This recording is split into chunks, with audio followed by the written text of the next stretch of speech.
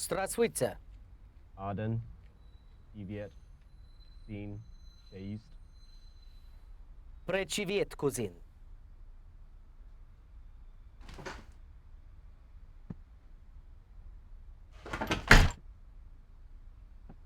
You're quite late. There was a wreck. Reds all over the place, swerving, driving on the wrong side of the street. There's a good bit of history in that. The Malchiks usually prefer the right, and the Geese the left. Can't blame them, really. The Tsar thought a bit of a change would give them some popularity. Some good that did them. Just like a Tsar. They ask for more food, the Tsar raises taxes. They ask for liberation, the Tsar changes the flow of traffic. They could have easily fixed it. All they had to do was ask their subjects the right questions.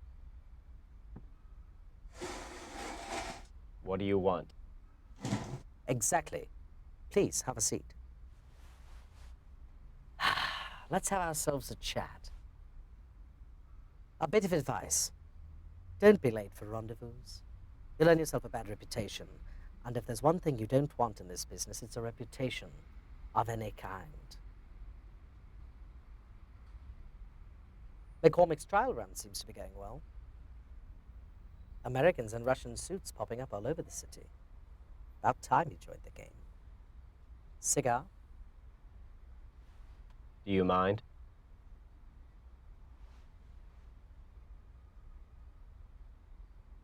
My. The American smokes Cubans.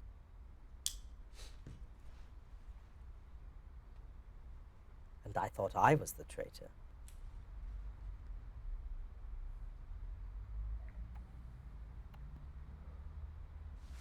Perks of the job, playing the part and all that. Do you go by anything?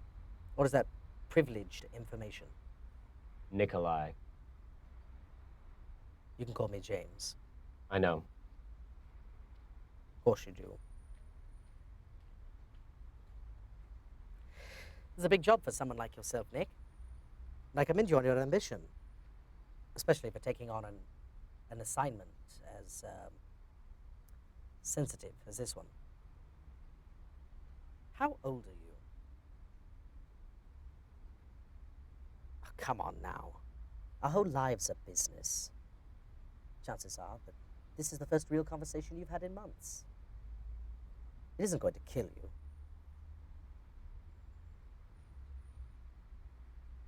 Let's see. You can't be any more than 21, 22 at the most. Hardly a man by any country's standards. By your youth, I would guess that this is your first assignment. How are we doing so far? I'm 20. Tell me, Nick, what brings a boy all the way to Moscow? The good weather. Who wouldn't love 6 months of winter? The women aren't bad either. Ah, now there it is. The universal honesty of a man's cock. Truest form of communication. Enjoy it where you can, Nick.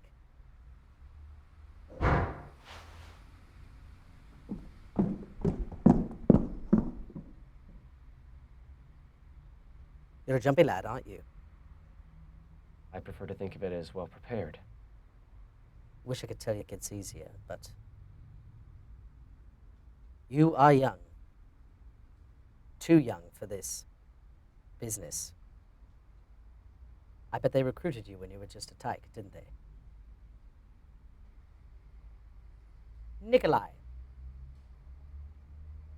Did you pick it? Yes. Did you pick James? I like Ian Fleming. Hardly like the real thing, though, is it? Guess not. See, that wasn't so hard, was it? Practically brothers, the two of us now. And now to business.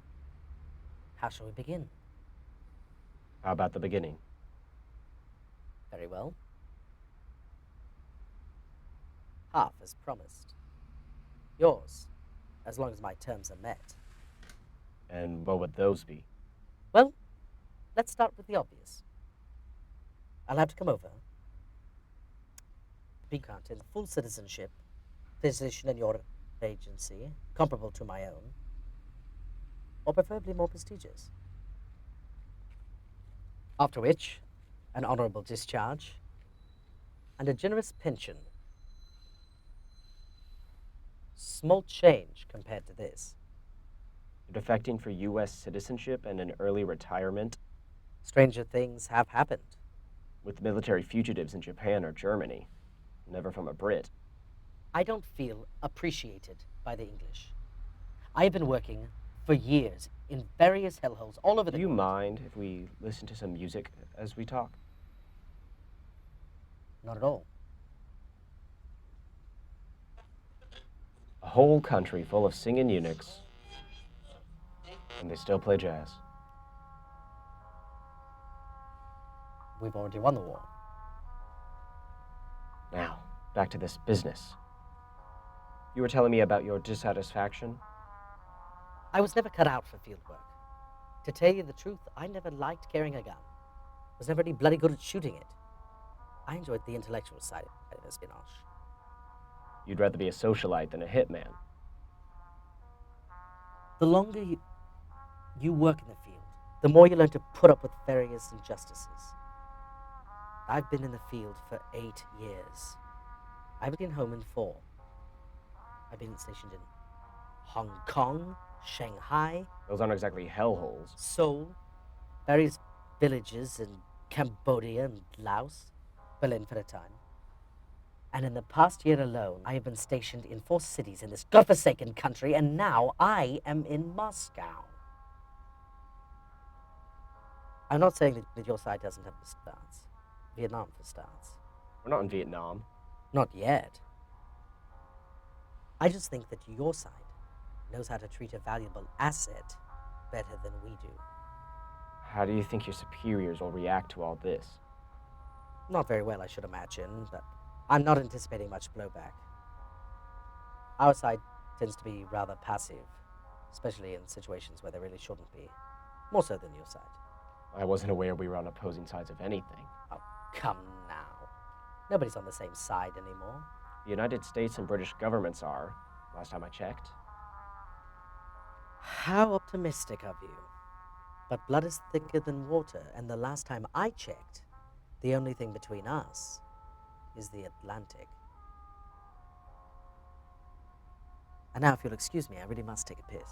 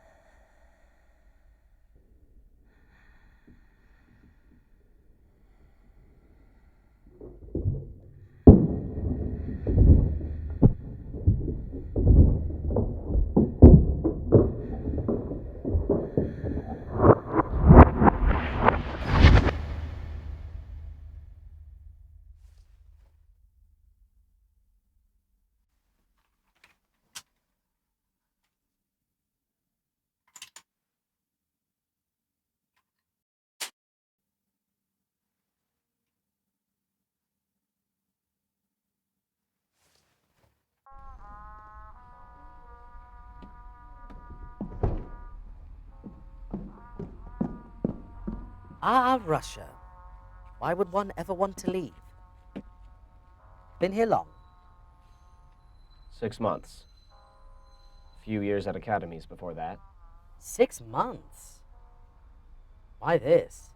Why not some normal line of work? Like I said, they came to me when I was young. Yes, but something must keep you going at it day after day. I could ask the same of you. Yes, but you didn't. So what is it then? Family problems? Girl break your heart? I figured that if the government asks you to do a job, I can't really say no. How patriotic of you. Thank you. But that still doesn't answer my question. I don't know what else I would do with myself. My skill set is rather limited. What is it you really want? I'm sure it's more than just a change of management. I have found that this job can be rather boring, except for a few bursts of actual work, and that having a hobby is practically a necessity. Do you have a coin?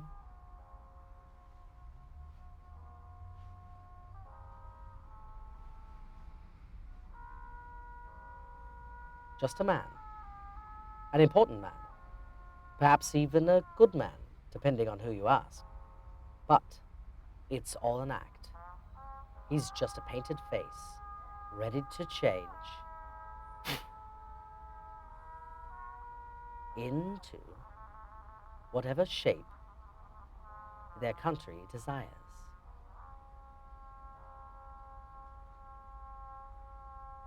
You're well rehearsed.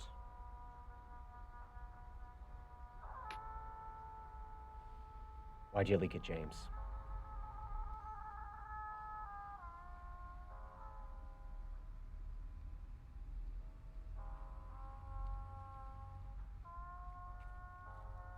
I need to get someone out. Protection for someone who can't protect themselves. You want another piece of advice? Never let anyone in. So it's for love. She never told me her real name. She went by Anne. We met in Berlin at this little... doesn't really matter where. She had ties to this diplomat that we needed to keep a close eye on. She was our way in. Beautiful. As much as any one person can be. I had been there for 8 weeks. We had become close. She began to grow nervous. Suspected that the diplomat knew that we had been watching him, and he was the kind of man who would not be fond of that sort of thing. Most wouldn't. She was scared that he might come for us. I begged for more protection, for them to pull her out. I told them that she had been compromised. I wasn't worried about me, but she needed protection. They deemed her non-essential. Told me that it wasn't worth the extra effort that it would take to get her out. I was pulled out, of course, but I couldn't take her with me.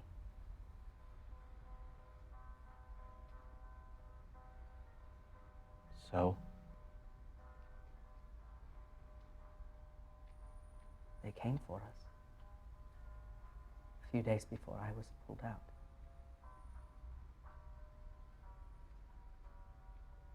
She lived?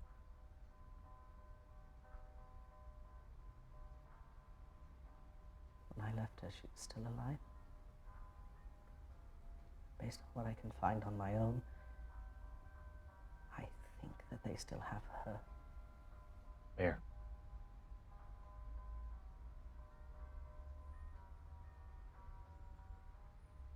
Have a pen?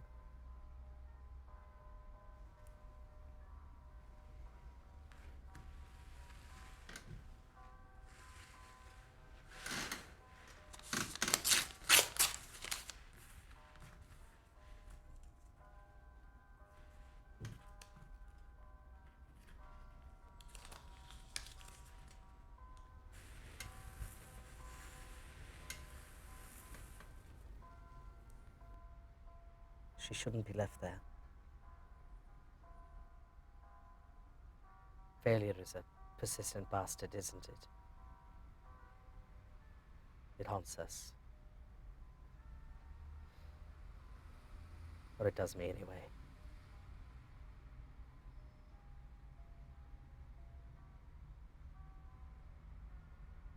You can't help me, can you? It would be a betrayal of trust upon the part of the United States for us to help you. You're a traitor to your country, and we're not exactly in the business of hiring people we can't trust. There isn't anyone left to trust.